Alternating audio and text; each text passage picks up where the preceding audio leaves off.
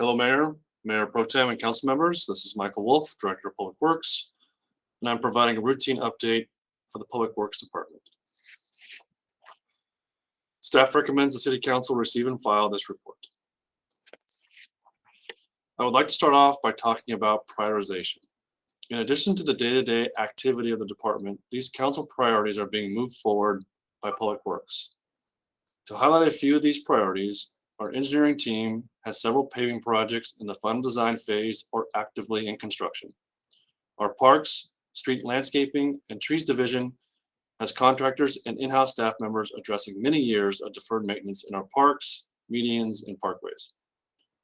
Finally, staff brought forward the award of a design contract for the Aquatic Center in South Oxnard, which the council approved at its April 19th meeting.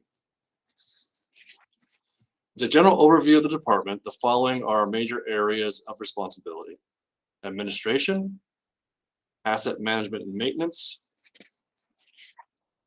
engineering and transportation, environmental and operations, and water services.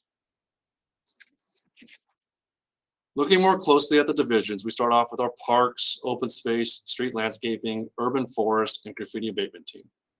With 44 total employees to cover over 39 square miles of the city, this is a very busy team. Most of their day-to-day activities include addressing the many years of deferred maintenance that's occurred across the city. This is a daunting task and requires almost a daily prioritization of many needed activities. For example, the general fund parks, street landscaping, and the trees division are currently working on addressing weed abatement throughout the city. Because of the limited assigned staff, activities such as routine tree trimming by staff takes a back seat while weed abatement is occurring. Additionally, this group of staff members has to prioritize work in the 36 parks and open spaces throughout the city, which covers nearly 420 acres of property. They also oversee the maintenance and care of a bulk of the city's urban forest, which is nearly 49,000 trees. This current fiscal year has seen the inclusion of contractors to assist in the volume of maintenance, which include basic services such as mowing the grass, trimming of the trees, and abatement of gophers. Also this fiscal year, Council authorized a contract for the cleaning of restrooms in the general fund parks throughout the city. It's a good step forward in getting back to the basic level of service in our city parks. Unfortunately, our staff and contractor have daily challenges in regards to the homeless that use the parks and restrooms. As an example, here are two photos. The photo on the left was taken at Thompson Park immediately after routine cleaning of the restroom. And the photo on the right shows that same restroom just a few hours later. This is a result of the homeless using the restrooms. Here are some additional photos of the challenges facing the parks maintenance staff due to homelessness. We continue to partner with the housing department and police department to find opportunities to address these issues. Another challenge facing the park staff is the drought. Limited watering due to drought restrictions puts a real stress on landscaping and trees. Park staff and water division staff have partnered to identify immediate irrigation repairs and irrigation audits. This division also has our graffiti abatement team, commonly referred to as GAP. Since the start of this fiscal year, GAP has abated over 20,000 locations of graffiti throughout the city. Nearly 14,000 were located by our staff as they proactively search for graffiti. Through the 311 app, we're able to track the time it takes to respond to graffiti abatement requests. This fiscal year, the GAP team responded to graffiti abatement requests in 3 days or less on average. I would like to point out a few parks-related CIP projects. The Campus Park Master Plan design is currently in its final stages, and will be brought to the council in the next few months. Additionally, we will be bidding several playground replacement projects funded in this year's CIP budget. Finally, Public Works staff was recently successful in obtaining $10.6 million in grant funds this fiscal year for Durley Park and the Oxnard Beautification and Cleanup Project. Next is the Special Districts Division. There are a total of 48 bonded and non-bonded special districts throughout the city, led by a staff of 9. The special districts team is relatively new. Their project manager, financial analyst, and special districts manager positions were filled within the last 10 months. Unfortunately, there are several districts throughout the city that have limited funding, which places some districts in a reduced level of service. As we see the cost of services and utilities increasing, for example, the cost of landscape maintenance contracts, these limited funded districts will continue to see reduced levels of service. Additionally, as mentioned before, the ongoing drought in Southern California and the limited watering periods make it difficult to maintain landscaping and trees, whether the districts are fully funded or not. Lastly, the districts that are fully funded have several active and forthcoming projects. For example, this team is working on playground resurfacing projects at Vineyard Park and East Park. Next, the facilities team. With a total of 28 staff members, they oversee and manage 45 active buildings with nearly 816,000 square feet of space.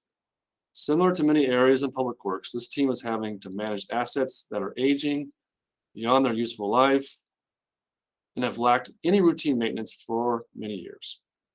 In addition, the current staff is attempting to document the assets that need to be maintained in order to provide a better service and budgeting process. Unfortunately, this leads to being very reactive instead of proactive. For example, there are several buildings that have roofs requiring replacement now instead of repairs due to the many years of deferred maintenance. Additionally, without a true condition assessment to implement a new asset management system, this team spends a significant amount of time assessing and identifying needs instead of focusing on preventative maintenance. Some of the current active projects this team is working on include developing new design standards, adding on-call roofing contractors, transitioning from the existing outdated HVAC systems to newer, more energy efficient systems, and implementing a new energy management control system. This team also faces challenges that are outside of their control, like vandalism. The two photos on the bottom right show recent vandalism at a park site that required extensive work by the facilities team. The major focus of the facilities team in the upcoming months will be the Dallas Cowboys training camp preparations. Next, engineering. This division has 31 employees that manage the city's capital improvement program, including design, project management, and inspection. In addition, they provide services in the areas of utility master planning, hydraulic modeling, surveying, and reviewing development plans and documents to comply with engineering standards and principles for improvements within the city's rights-of-way. The division performs a critical function, which is a responsibility for all public project procurement to ensure compliance with the Public Contract Code. The city's capital improvement program, or CIP, is a key area for this team. The City Council has recently seen the next 2-year CIP budget. As such, I will not go into much detail about it here. Some of the challenges facing this division include a significant increase in workload due to Measure E and ARPA-funded projects. Other challenges are construction delays due to material and labor shortages and increases in construction costs. This can be attributed to inflation as well as the amount of capital funding available through state and federal sources. Currently, this team has 55 projects that are either actively in design, bidding, or construction, which doesn't include the projects currently in the planning phase. Also, this team completed $45 million of projects recently. Some of the projects currently in construction include street resurfacing, alley reconstruction, traffic signal upgrades, pipeline replacements, sports court resurfacing, and sewer manhole replacements. Additionally, a $56 million construction contract award is anticipated for improvements at the Oxnard Wastewater treatment plant.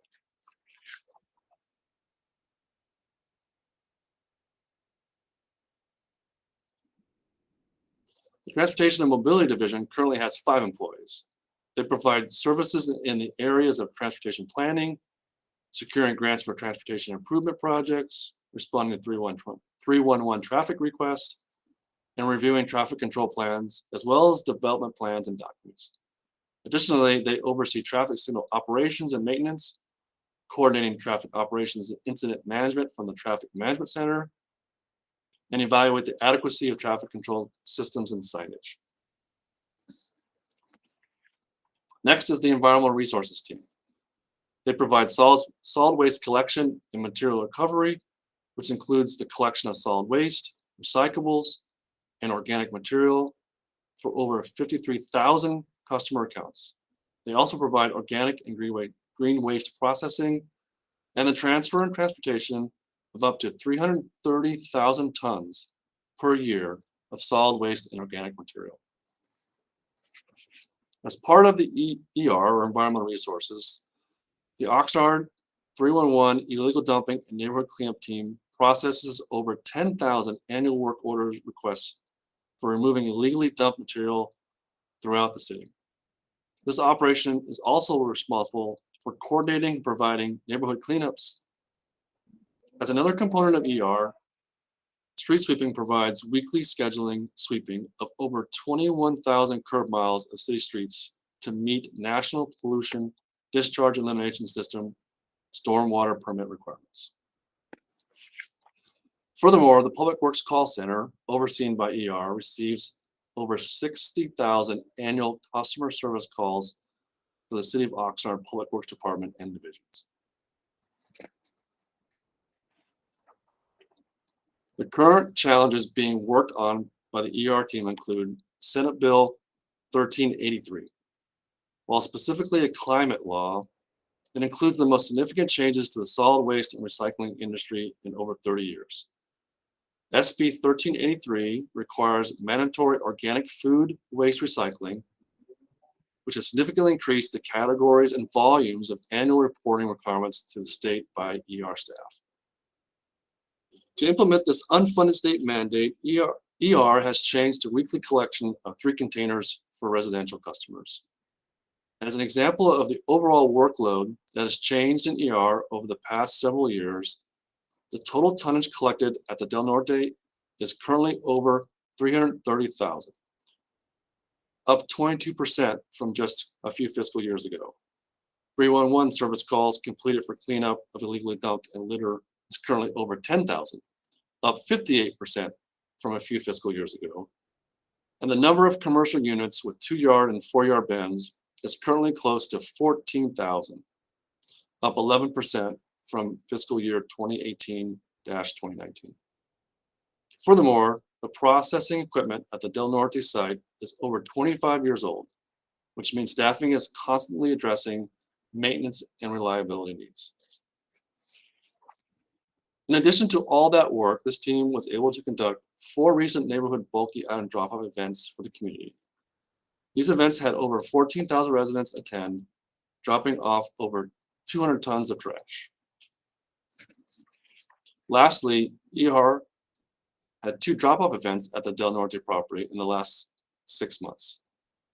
In total, over 16,000 participated in these 2 drop-off events, handling over 840 tons or 1.6 million pounds of trash.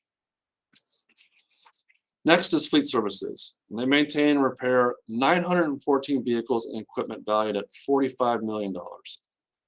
In addition to public works, fleet maintenance provides mechanic services to recreation services, community development, police, and fire. With a staff of 19 mechanics, they average over 5,700 work orders completed each year. One of the challenges facing this division is the current cost of fuel is driving operational costs higher. Also, the replacement of aging vehicles is challenging, with shortages across all manufacturers and lead times over 30 weeks. This team also has to manage against state mandates to transition fleet vehicles and equipment to alternative fuels like electric and compressed natural gas. Next is the street divisions. They currently have 17 employees covering right-of-way maintenance within the 31 square miles of the city. This team is responsible for the ongoing maintenance of roads, sidewalks, curbs and gutters, as well as addressing potholes, weed abatement in the alleys, and sand removal. And they maintain the city parking lots, guardrails, and roadway shoulders. This same team maintains the city-owned traffic signs, pavement markings, and traffic signals within the city limits.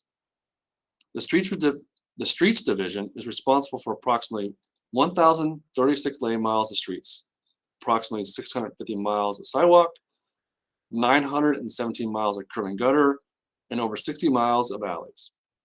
Streets Division is responsible for over 453 centerline miles of all pavement markings and approximately 20,000 street signs.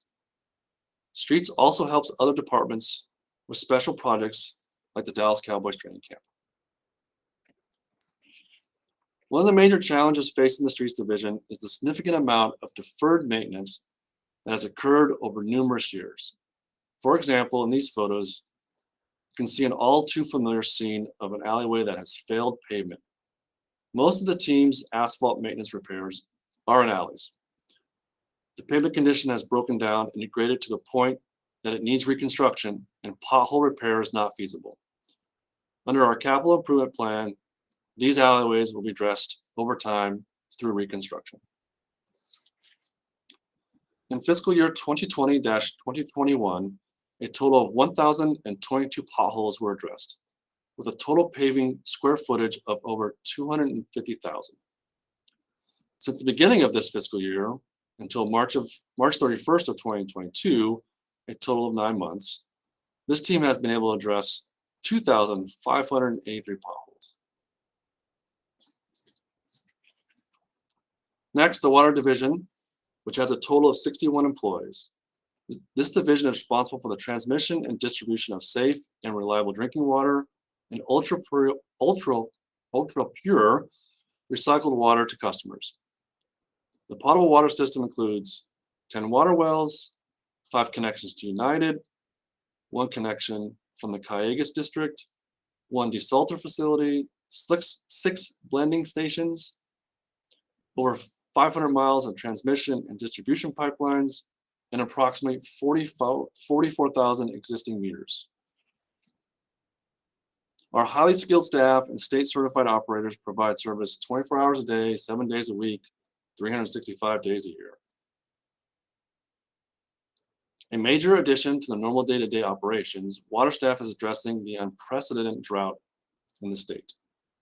Additional information about this team's work related to the drought are documented in a separate staff report, so I will not go into much detail here.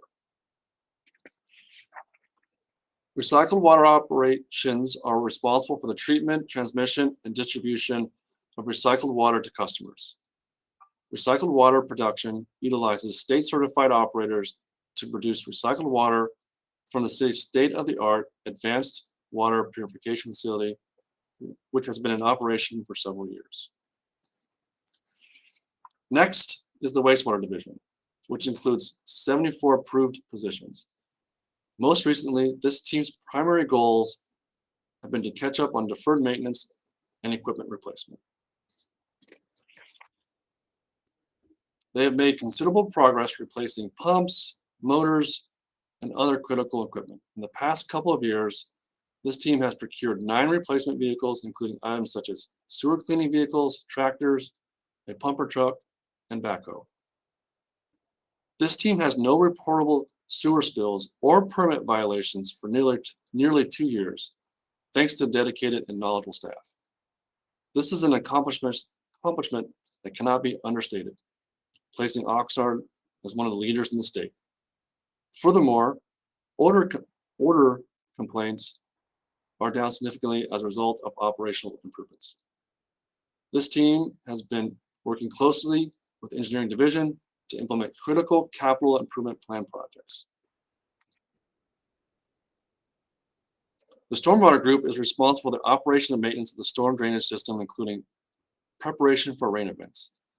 They also are responsible for the municipal separate sewer storm system permit, which was renewed in late 2021.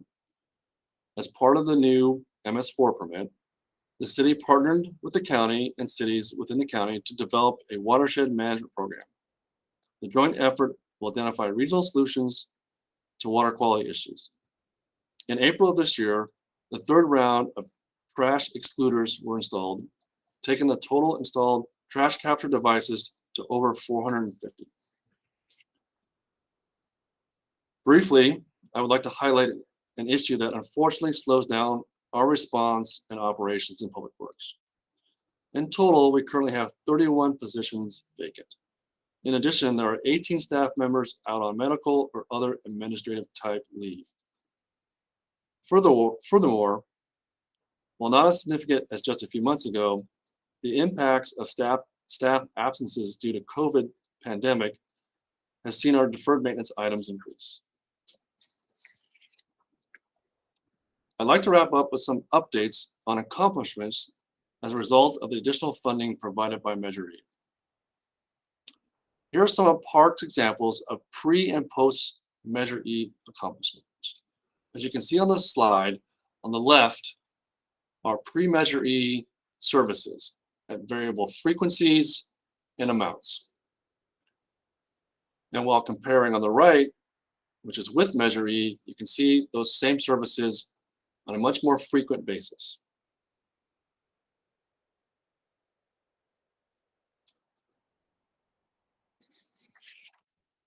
This current fiscal year has seen an additional $8.9 million worth of repaving projects throughout the city with Measure E funding. The locations are noted on this map. This equates to roughly 38.6 lane miles of paving.